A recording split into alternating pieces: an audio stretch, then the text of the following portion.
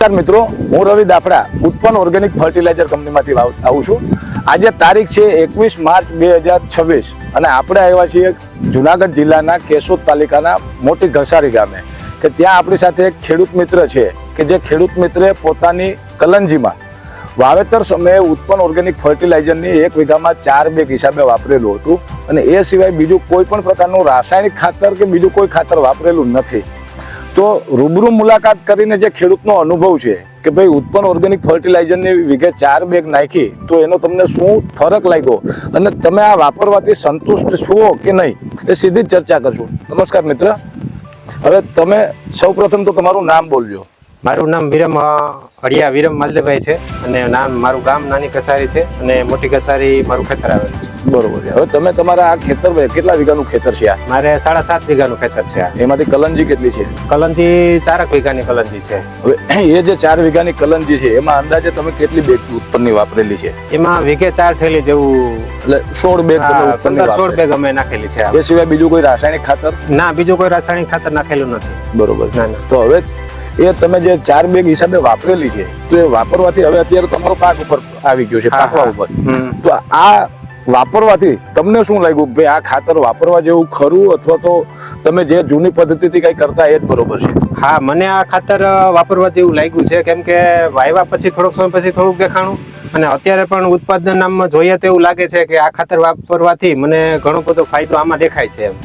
બરોબર। તમે કઈક વચ્ચે તમે ઓળખેતા ભાગ્યાવાળો વાત કરતો હતો કે આ ખાતર આપણે ધાણામાં વાપર્યું હતું પણ હા, ભાગ્યાવાળાએ પણ કીધું હતું કે અત્યારે અમારા આની 3.5-4 વીઘામાં બીજા ધાણા પણ છે પણ એમાં પણ ભાગ્યાવાળા ભાઈનું કહેવાનું એવું હતું કે આમાં પણ આપણે ખાતર નાખ્યું હતું ઉત્પન્ન ખાતર તો આપણને આમાં ફાયદો થાય, ફરક દેખાતો। અને અત્યારે મતલબ જે કલંજી છે અથવા તો તમારા ગામમાં બીજા લોકોની જે કલંજી છે એની કરતા તમને કઈ તમારી કલંજીમાં તફાવત લાગે કે ભાઈ માન લો કે વાવેતરથી લઈને અત્યાર સુધી જે રીતે તમે અગાઉ વાત કરી રીતે કે ભાઈ મેં દવાના 1 થી 2 છંટકાવ કરેલા છે, જાજો દવાનો ખર્ચો થયો છે અને જનરલી દવા કલંજીમાં જરૂરિયાત વધારે પડે છે, મતલબ સુકારાનો પ્રશ્ન હોય છે, ઈયળનો પ્રશ્ન હોય છે, ચૂસ્યા પ્રકારની જીવાતનો પ્રશ્ન છે, ફૂગનો પ્રશ્ન છે, તો એ બધાનો અંદાજિત ખર્ચો ગણીએ તો વીઘે 1000 થી 2000 સુધીનો ખર્ચો હોય પણ તમે જે રીતે કીધું કે મારે ટોટલ ખર્ચો અંદાજે 2000 રૂપિયાનો થયો, હા, તો એક જાતની બચત જ થઈ છે। બચત અને આ વર્ષનું જે વાતાવરણ હતું એમાં આ પ્રશ્નો બહુ મોટા હતા, શિયાળુ ઋતુ જે હતી શિયાળા જેવી હતી જ નહીં, બરોબર? એટલે એના જે તુલના કરીએ તો એમાં પણ તમને ટૂંકમાં ફરક દેખાણો ખરો? હા, મારે ચૂસ્યા જીવાતો અને ઈયળની દવા બે થઈને કદાચ વીઘે 350 થી 400 રૂપિયાનો જ ખર્ચો આવ્યો છે, એથી વધારે ખર્ચો બીજો કોઈ એમાં મારે લાગ્યો નથી અને વર્ષની દ્રષ્ટિએ એમ જોઈએ તો ઉત્પાદન આ વખતે પણ વાંધો નહીં આવે એમ કલંજીમાં।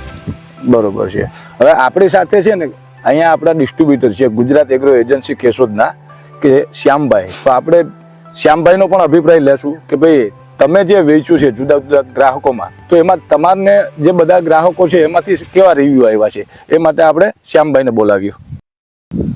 હું ગુજરાત એગ્રો એજન્સી કેશોદ વતી શ્યામ ચોવટિયા, હું અત્યારે વિરમભાઈ હડિયાના ખેતરે આવ્યો છું અને વિરમભાઈ મારી પાસેથી 16 બેગ જેટલી ઉત્પન્ન ઓર્ગેનિક મેન્યુઅર ખાતર લઈ ગયા હતા અને એની અંદર ખૂબ જ સારું પરિણામ આવ્યું। એટલે વિરમભાઈએ મને 3 દિવસ પહેલા કીધું કે તમે વાડીએ આવીને જોઈ જાઓ, બરાબર? એટલે અમે અત્યારે વાડીએ આવ્યા અને અહીંયાથી જ એના સ્થળ ઉપર જ અમે અત્યારે ટેસ્ટિમોનિયલ બનાવીએ છીએ અને આ ખાતરના ઓવરઓલ રિઝલ્ટ ખૂબ જ સારા છે અને ઓર્ગેનિક કાર્બનની માત્રા ખૂબ સારી હોવાથી જમીનની ફળદ્રુપતા વધારે છે અને ઉત્પાદનમાં વધારો કરે છે, જમીન પોચી અને ભરભરી કરે છે। છેલ્લા 3 વર્ષથી મેં આના ટ્રાયલો લીધા, એમાં આ વર્ષે જ મેં આ ખાતર વધારે વેચ્યું। લાસ્ટ 2 યર તો મેં ટ્રાયલની અંદર પૂરા કર્યા અને મને ખૂબ સારું રિઝલ્ટ મળ્યું, પછી જ મેં આ વેચવાનું ચાલુ કર્યું હતું અને ખૂબ જ સારા પરિણામ છે। એટલે 100% અચૂક વાપરવા જેવી વસ્તુ છે। Thank you. મિત્રો, જે રીતે કલંજીનું ખેતર આપણે જોયું હતું કે ભાઈ આ ખેતરમાં વાપરેલું છે તો આની બાજુમાં જ બરોબર આપણે બીજું ખેતર જોવા મળે છે કે જે વાવેતર પણ એક દિવસે થયું, બધું ટૂંકમાં પાણી પણ એક સાથે થયું અને આ જે 2 ખેતરની જે પરિસ્થિતિ છે એ આપણે જોઈએ એટલા માટે કે ભાઈ આ ખેતરમાં જે રીતની કલંજી છે એ બાજુવાળા ખેતરથી કઈ રીતે જુદી છે એટલા માટે આપણે બાજુવાળું જે ખેતર છે એનો પણ થોડો વિડીયો ઉતારશું નજીકથી કે જેથી કરી ખબર પડે। હવે આ જે કલંજી છે એનું વાવેતર પણ એક જ તારીખે થયું છે, એક જ સમયે પાણી ચાલુ થયું છે, એમ છતાં આ કલંજીમાં તમે જુઓ ને તો તમારો ઉબડ ખાબડ પણ છે। એટલે કહેવાનો મતલબ કે સુકારાના ક્યાંક ને ક્યાંક પ્રોબ્લેમ આવેલા છે જેના હિસાબે ખેતરમાં ખાલા પડેલા છે। બીજી વસ્તુ એ છે કે જે ઈયળના ને એની એટેકની વાત કરીએ તો આ કલંજીમાં તમને એની થોડી ઘણી નુકસાની દેખાય છે.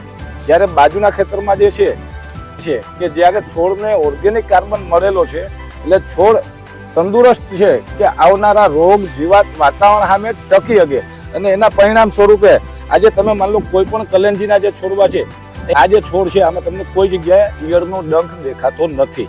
આવી જ રીતે તમે કોઈ પણ જગ્યાએ જોઈ શકો છો કે આયા જે છે કે આ છોડ બધા ડંખ વગરના છે, આમાં કોઈ જગ્યાએ તમને ઈયળની નુકસાની પણ દેખાતી નથી. એટલે કહેવાનો મતલબ એવું છે કે તમારું જે ઉત્પાદન આવશે એ ગુણવત્તાવાળું આવશે, જેથી કરીને તમને બજારમાં ભાવ પણ સારો મળી શકે. બસ આ જ માહિતી શેર કરવી હતી. ખૂબ ખૂબ આભાર.